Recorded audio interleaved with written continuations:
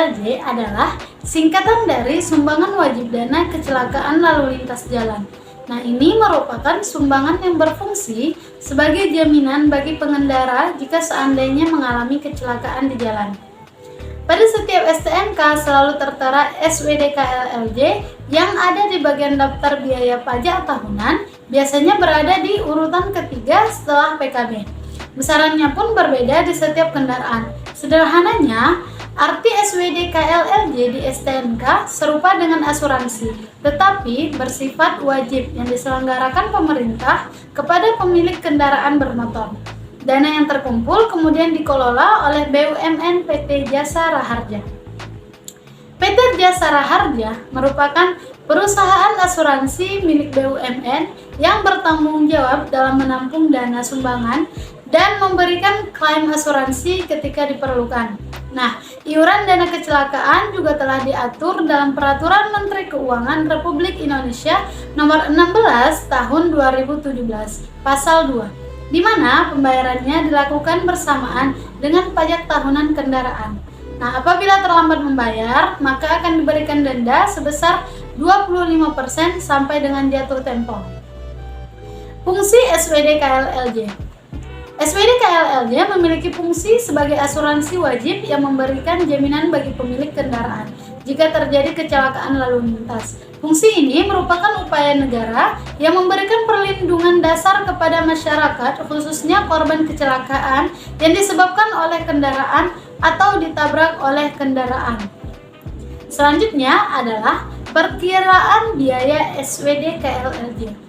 Perkiraan biayanya ini berbeda-beda. Yang pertama, kendaraan golongan A, yang termasuk di dalamnya ialah mobil ambulan, pemadam kebakaran, mobil jenazah, dan motor dengan bensin 50 cc. Hanya dikenakan tarif sebesar Rp3.000.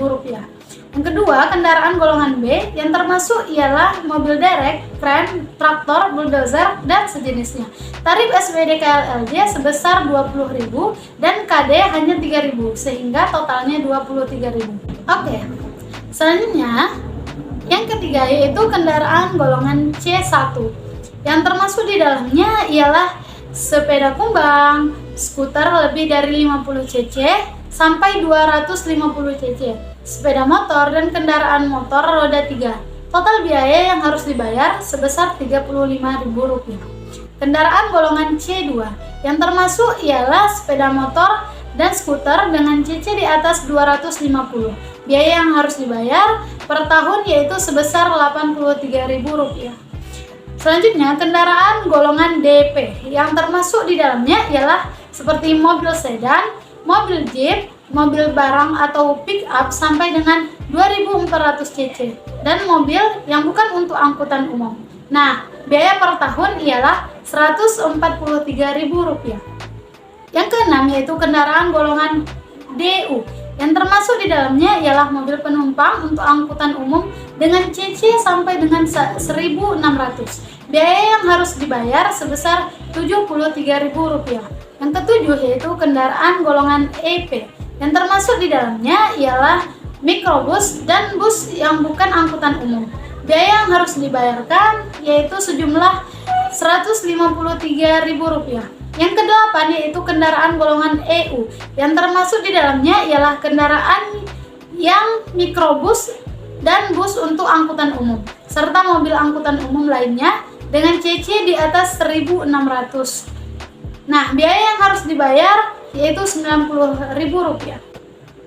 Nah, yang terakhir ialah kendaraan golongan F, yang termasuk di dalamnya ialah kendaraan seperti truk, mobil gandengan, mobil tangki, dan mobil barang yang di atas 2.400 cc.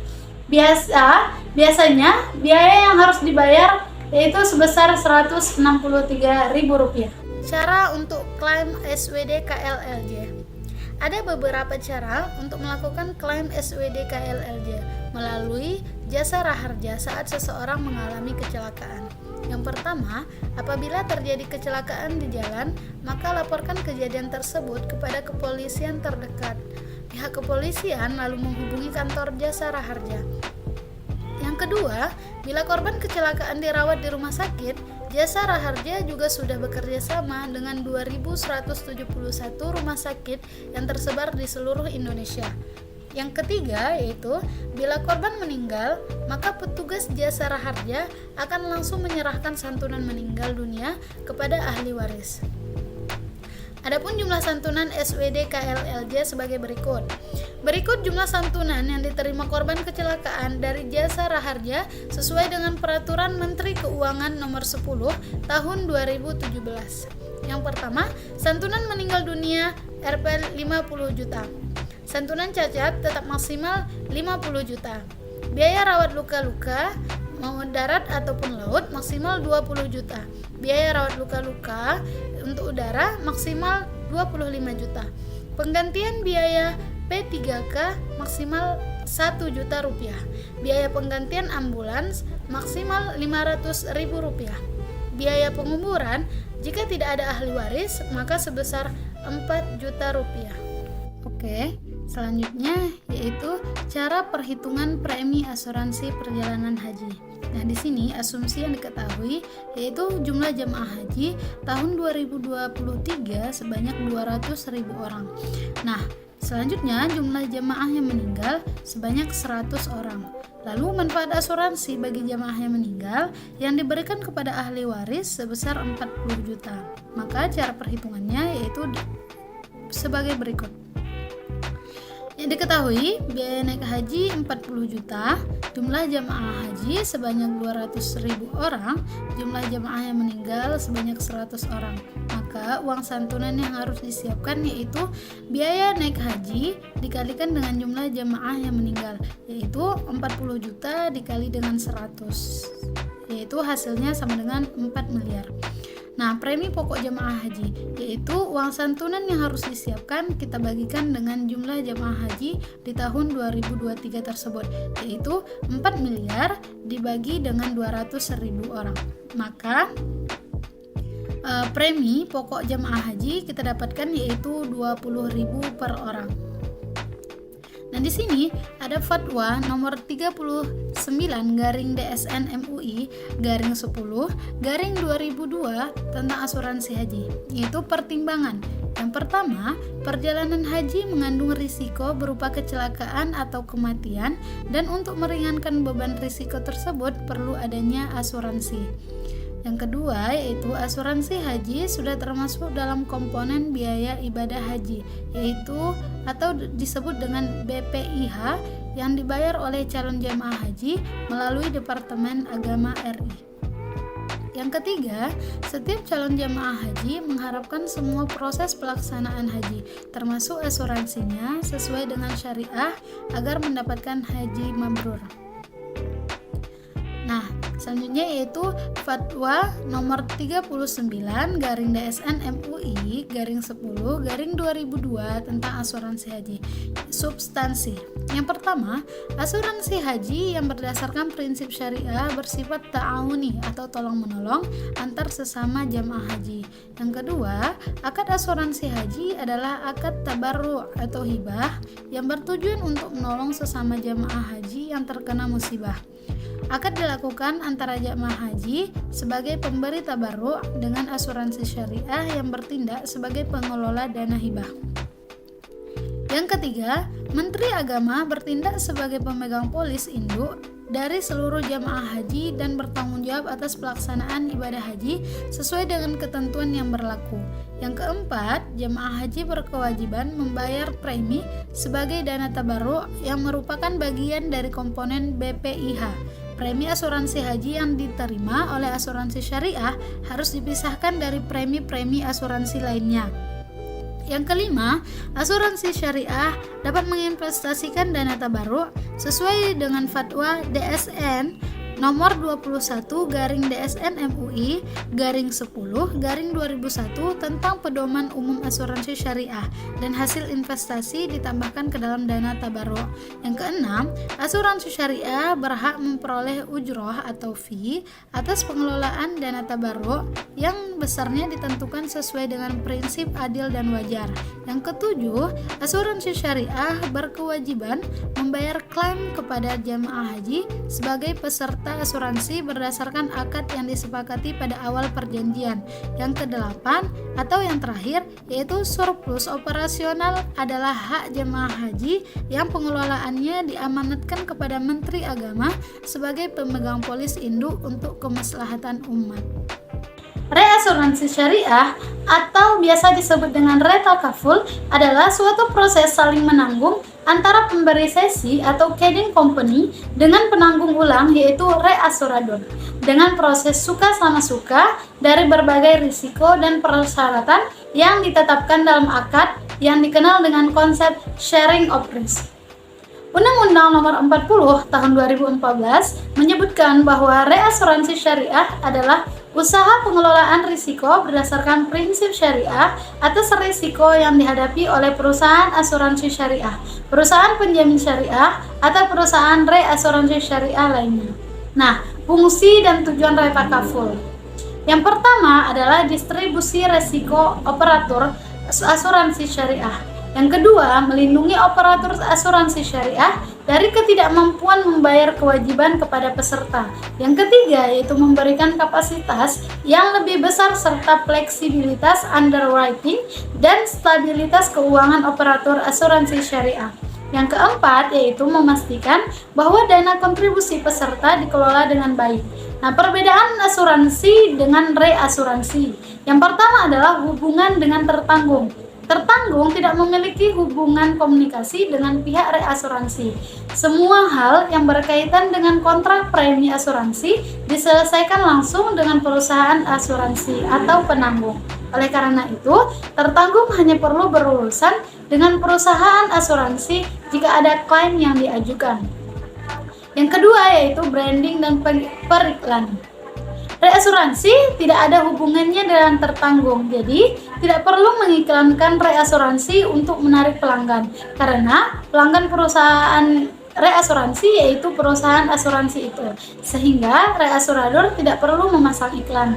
Yang ketiga, asuransi memberikan perlindungan langsung kepada individu dan bisnis, sedangkan reasuransi membantu perusahaan asuransi mengelola risiko secara efektif, menciptakan dasar keuangan yang kokoh dalam menghadapi tantangan yang kompleks.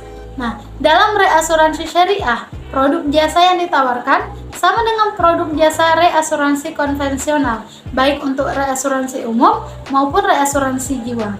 Namun, yang membedakan dengan reasuransi konvensional adalah adanya risk sharing di antara peserta dan tidak ada pelimpahan risiko dari peserta kepada perusahaan asuransi atau dari perusahaan asuransi kepada perusahaan reasuransi. Nah, National Re sebagai perusahaan reasuransi dalam hal ini hanya sebagai operator atau pengelola dana asuransi, yaitu tabarruk, dan tidak ikut menanggung risiko.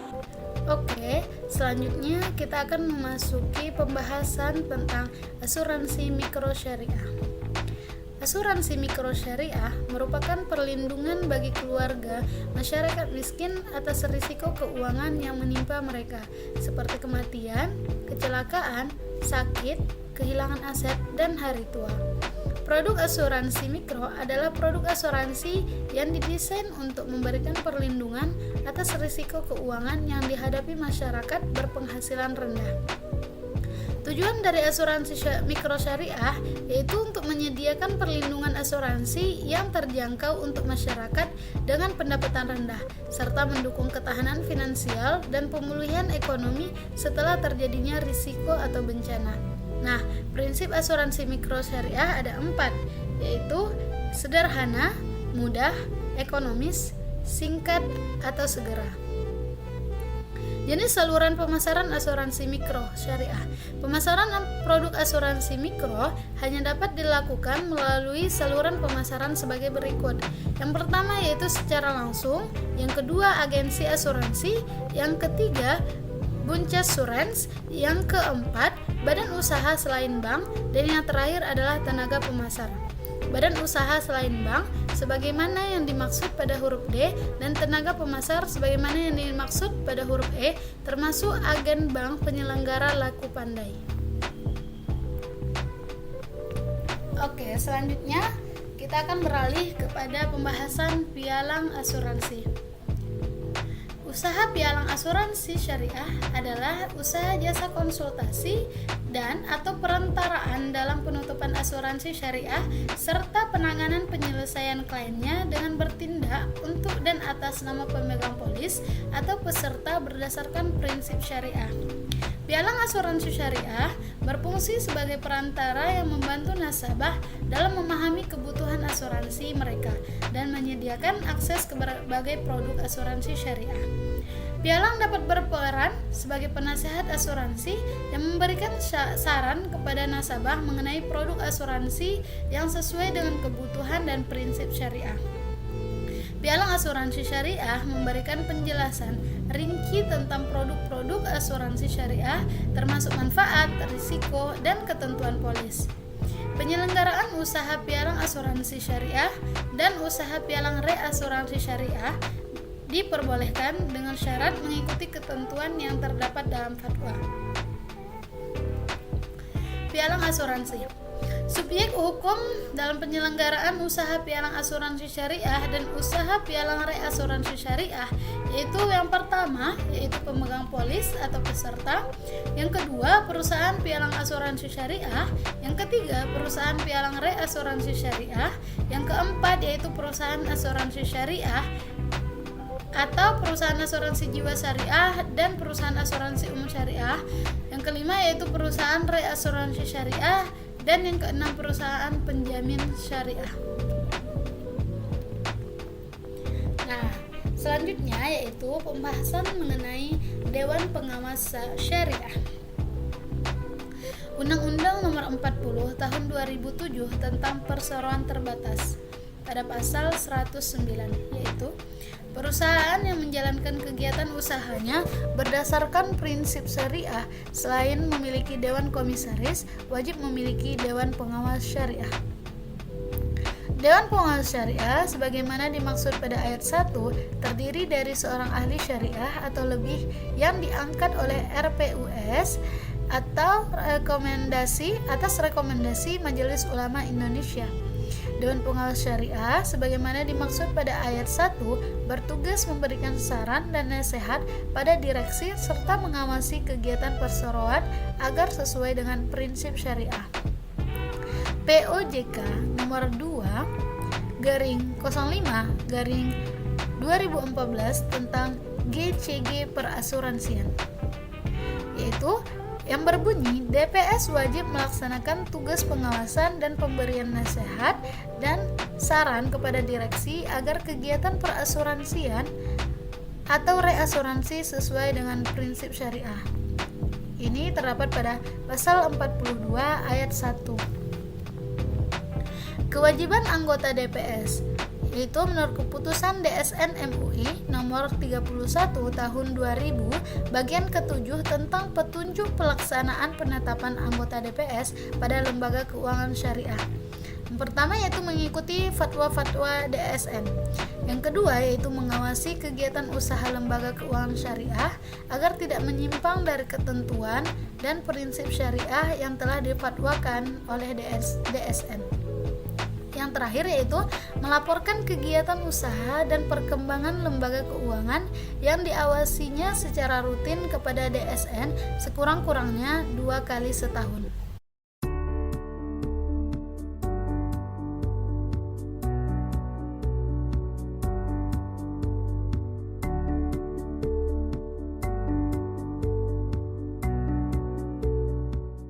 Ya, bismillahirrahmanirrahim.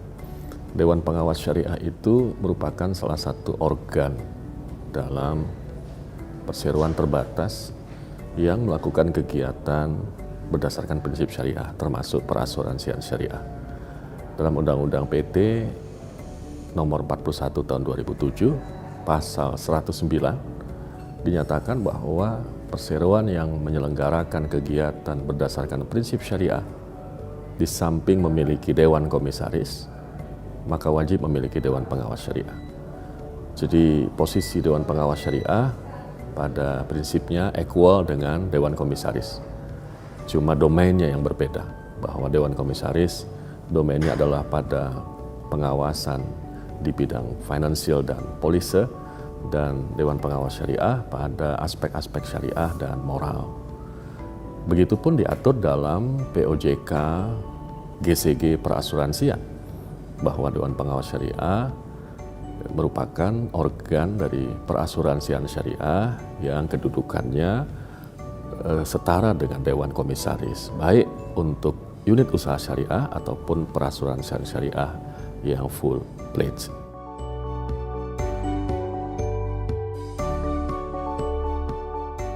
Fungsi DPS adalah selain ikut mengembangkan produk keuangan syariah, kemudian bagaimana mensosialkan produk-produk keuangan syariah, juga memastikan bahwa seluruh SOP dan produk dari industri keuangan syariah itu sesuai dengan syariah atau syariah compliance. Dengan demikian maka DPS ya menjadi focal point di dalam memastikan kesesuaian syariah di dalam sebuah perusahaan yang menjual ya produk syariah, baik perbankan dan juga tentunya termasuk asuransi syariah.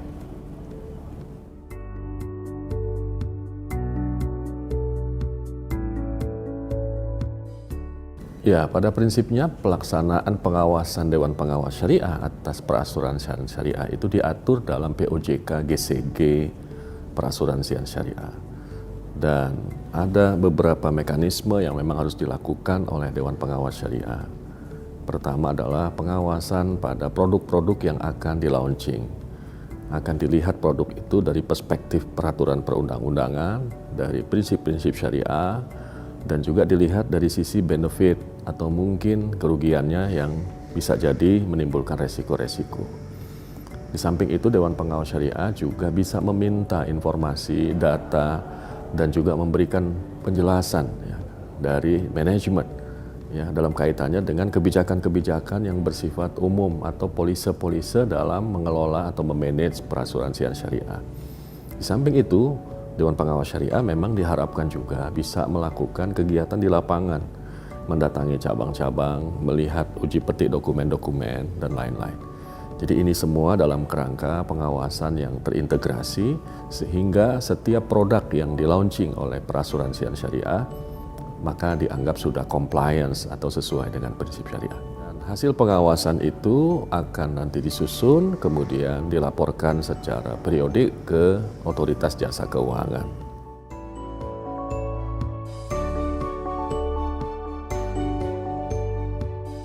Ada perbedaan antara laporan ya keuangan dan produk konvensional dengan laporan keuangan dan produk syariah.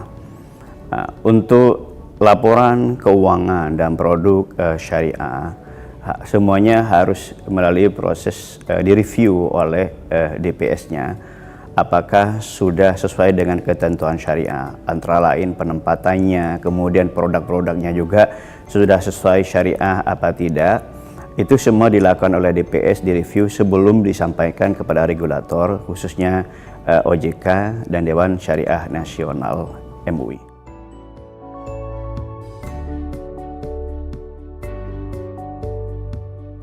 Pada prinsipnya, Dewan Pengawas Syariah itu bertugas betul-betul untuk mengawasi produk-produk yang di-launching oleh perasuransian syariah agar sesuai dengan prinsip syariah, dengan tahapan-tahapan, dengan peraturan-peraturan dan referensi yang memang sudah diatur secara positif ya dalam regulasi nasional. Oleh karenanya, memang sepatutnya masyarakat ketika memilih produk-produk syariah, mereka sudah meyakini bahwa produk-produk tersebut tidak bertentangan dengan prinsip-prinsip syariah. Dan harap difahami juga bahwa Dewan Pengawas Syariah itu bukan kepanjangan tangan dari manajemen. Artinya ini sebuah organisasi atau badan dalam peraturan syariah yang insya Allah bersikap independen dan hasil dari review Dewan Pengawas Syariah itu objektif.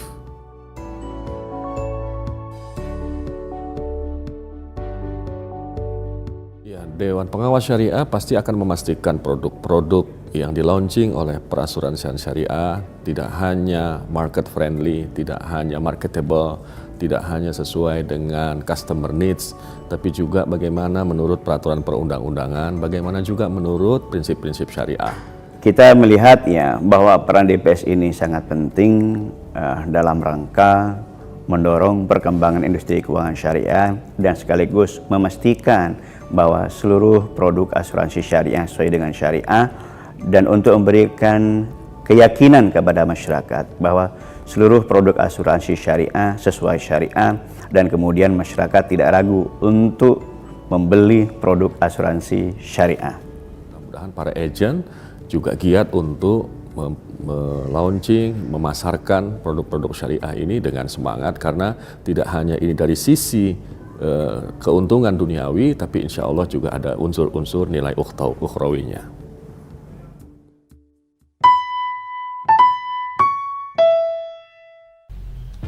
Oke, selanjutnya yaitu DSN MUI. DSN merupakan singkatan dari Dewan Syariah Nasional. DSN adalah lembaga yang dibentuk oleh Majelis Ulama Indonesia yang mempunyai fungsi melakukan tugas-tugas MUI dalam menangani masalah-masalah yang berhubungan dengan aktivitas lembaga keuangan syariah. Salah satu tugas pokok DSN adalah mengkaji, menggali, dan merumuskan nilai dan prinsip-prinsip hukum Islam atau syariah dalam bentuk fatwa untuk dijadikan pedoman dalam kegiatan transaksi di lembaga keuangan syariah.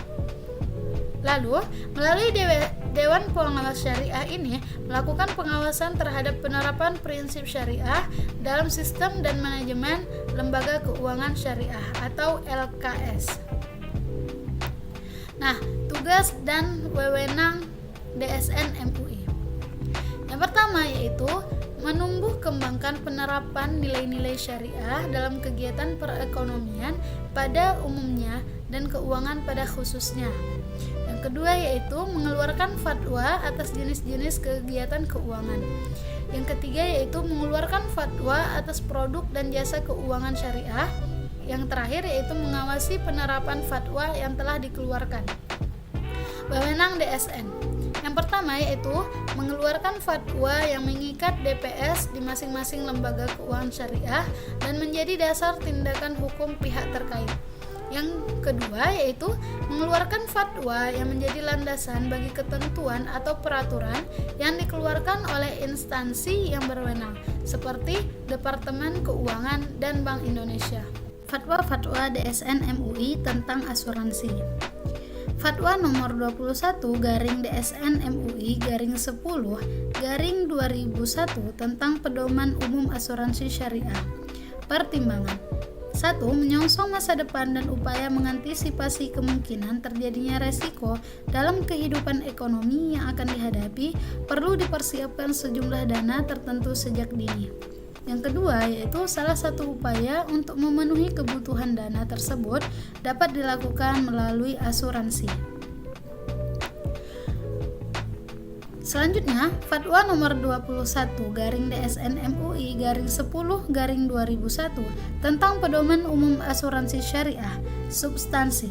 Yang pertama, asuransi syariah atau ta'min, takaful atau tadamun adalah usaha saling melindungi dan tolong-menolong di antara sejumlah orang atau pihak melalui investasi dalam bentuk aset dan atau tabarru yang memberikan pola pengambilan untuk menghadapi resiko tertentu melalui akad atau perikatan yang sesuai dengan syariah. Yang kedua, akad tijaroh yang berupa akad mudharabah dan akad tabarru yang berupa hibah. Yang ketiga, akad mudharabah perusahaan sebagai mudharib dan peserta sebagai sohibul mal. Yang keempat, Akad tabarruk, peserta memberikan hibah yang akan menolong peserta lain yang terkena musibah. Perusahaan sebagai pengelola dana hibah.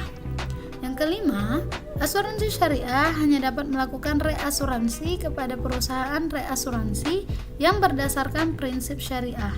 Yang keenam, perusahaan asuransi syariah memperoleh bagi hasil dari pengelolaan dana yang terkumpul atas dasar akad tijarah atau mudharabah. Yang ketujuh, perusahaan asuransi syariah memperoleh ujrah atau fee dari pengelolaan dana akad tabarruk atau hibah. Fatwa nomor 81 garing DSN MUI garing 3 garing 2011 tentang pengembalian kontribusi tabarruk bagi peserta asuransi yang berhenti sebelum masa perjanjian berakhir. Yang pertama, kontribusi tabarruk yang sudah dibayarkan atau dihibahkan peserta asuransi syariah pada prinsipnya tidak boleh dikembalikan kecuali ada klausul khusus yang dibuat oleh perusahaan atas nama dan disepakati para peserta, seperti kesediaan untuk mengembalikan sebagian dana tabarruk peserta asuransi syariah yang berhenti sebelum masa perjanjian berakhir. Yang kedua ialah para peserta boleh membuat pernyataan kesediaan untuk mengembalikan sebagian dana tabarruk peserta asuransi syariah yang berhenti sebelum masa perjanjian berakhir. Nah, yang terakhir kita akan membahas tentang peran OJK terhadap industri asuransi syariah. Otoritas Jasa Keuangan atau OJK memiliki peran penting dalam industri asuransi syariah. Fungsi OJK dalam melaksanakan pengawasan ini meliputi yang pertama, mewujudkan sistem keuangan yang tumbuh secara berkelanjutan. OJK berperan dalam menjaga stabilitas dan kelanjutan sistem keuangan di industri asuransi syariah. Yang kedua yaitu membentuk suatu bidang khusus edukasi dan perlindungan konsumen. Nah, OJK mengembangkan mekanisme edukasi dan perlindungan konsumen dalam industri asuransi syariah sehingga klien dapat memilih produk asuransi syariah yang sesuai dengan kebutuhan dan dapat menghindari kejahatan dalam bidang keuangan, terutama di bidang asuransi. Yang ketiga yaitu menyelenggarakan sistem pengaturan dan pengawasan yang terintegrasi terhadap keseluruhan. OJK menjaga terintegrasi antara sistem pengaturan dan pengawasan dalam industri asuransi syariah sehingga konsumen dapat terlindungi dan tolong-menolong di antara peserta. Nah, fungsi OJK terkait asuransi. OJK berfungsi menyelenggarakan sistem pengaturan dan pengawasan yang terintegrasi terhadap keseluruhan kegiatan di dalam sektor jasa keuangan.